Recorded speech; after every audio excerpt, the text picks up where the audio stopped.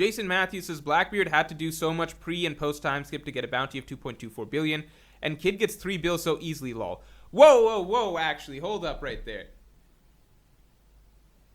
Everyone, let's talk about Jason Matthews and what he just said, because that's actually something that put things into hard perspective. So Blackbeard kills Whitebeard, right? So he kills the guy with the highest bounty already. I guess maybe Dragonet higher or something like that. But Blackbeard kills Whitebeard, the guy that Blackbeard starts the whole war of Marineford, kills Whitebeard, takes his fruit, the fruit that the world government fears can destroy the entire world, right? So he murders Whitebeard. Obviously, you can be like, oh, well, he didn't murder Whitebeard single-handedly, blah, blah, blah, blah, blah. Well, neither did Law or Kid. They didn't do shit to Big Mom by themselves. They couldn't do shit to Big Mom by themselves. It was a team effort, and, like, we don't even know if she's dead, right? But he starts off by killing Whitebeard and taking his fruit. And Marineford Blackbeard, I would honestly say, like, once you got the Gura Gura no Mi, I would take him over Kid and Law in a fight any day. Like Blackbeard right now with the Gura Gura no Mi and the Yami Yami no Mi. Yeah, I'm taking him over Kid or Law in terms of individual strength. His crew is made up of level 6 Impel Down prisoners.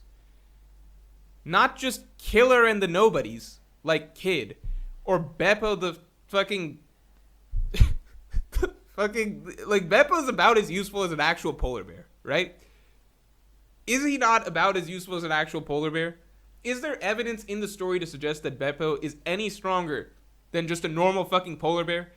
I don't know. I'd have to go... a polar bear that knows Kung Fu, granted. But still, has he done that much more over the course of the story than you would expect a polar bear to do in terms of combat? I don't personally think so. So Blackbeard walks out of Marineford. Think about this. Blackbeard walks out of Marineford with the most powerful, arguably the 2 most powerful fruits in existence, right? Killed Whitebeard, the world's quote-unquote strongest man, highest pirate bounty in existence, the guy that the whole world government was shitting their pants about. He orchestrated, in fact, this entire war, right? He caused the breakout of Impel Down, so Luffy caused it partly, but Blackbeard really caused it to go to shit when he opened the gates to all the Impel Down level 6 prisoners, a way bigger deal than what Luffy did. So he does all that. He walks out with, like, a ridiculously strong crew.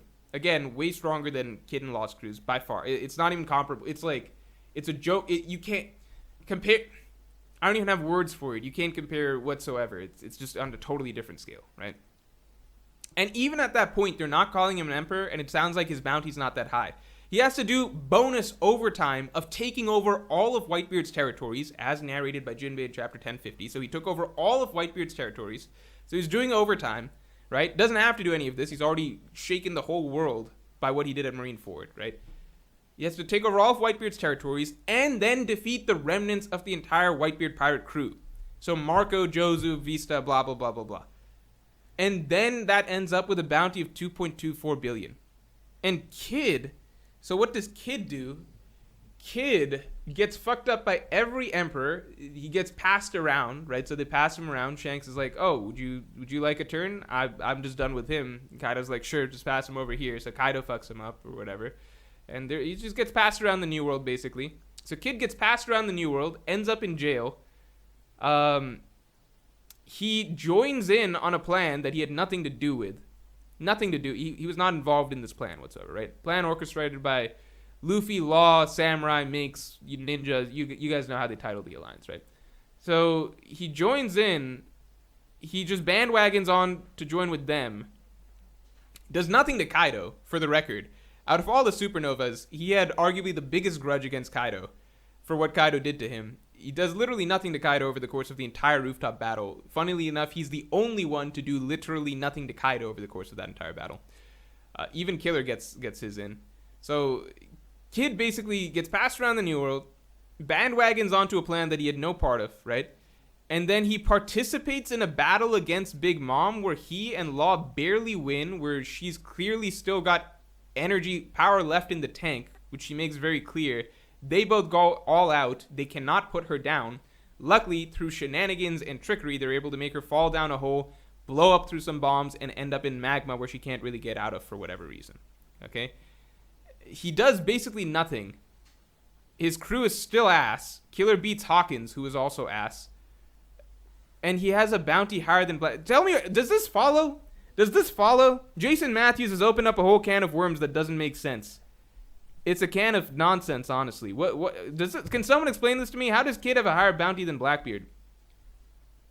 Like, even if you want to give Law masterminding credit, like, okay, he masterminded this whole thing, so that arguably gets him 3 bill. Makes no sense to me, but sure.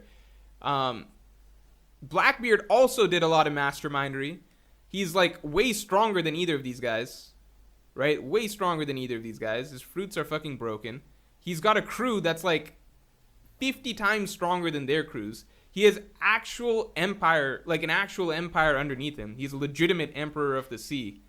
What is this? What is this? How are either of them even, like... It doesn't make any sense.